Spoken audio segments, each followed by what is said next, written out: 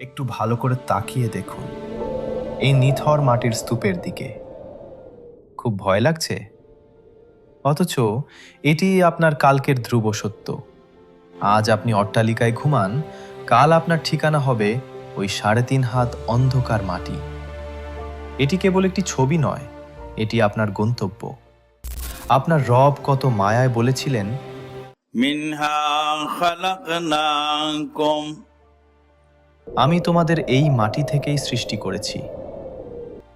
আমাদের শুরুটা ছিল অতি তুচ্ছ এক মুঠো মাটি, অথচ আজ আমাদের কত দম্ভ, কত অহংকার।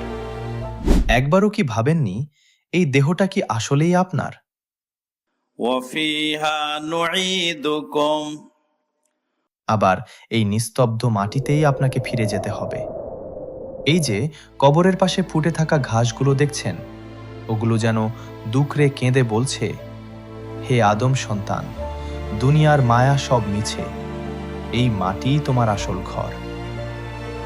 আজ যাদের জন্য আপনি পাগল, কাল তারাই আপনাকে এই নির্জন কবরে একা ফেলে চলে আসবে। কেউ সাথে থাকবে না, কেউ না। কিন্তু না, গল্পটা এখানেই শেষ নয়। আল্লাহ হুঁশিয়ার করে দিয়েছেন, ওয়া মিনহা নুখরিজুকুম তারাতান উখরা,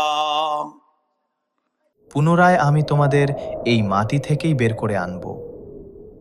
সেদিন যখন মাটির বুক চিরে আল্লাহর সামনে দাঁড়াবেন, তখন কি বুক ফেটে কান্না আসবে না? কি জবাব দেবেন আপনার রবকে? প্রিয় ভাই ও বোনেরা, অন্ধকার কবরে যাওয়ার আগে আমরা কি একটুও আলোর পথ খুঁজব না?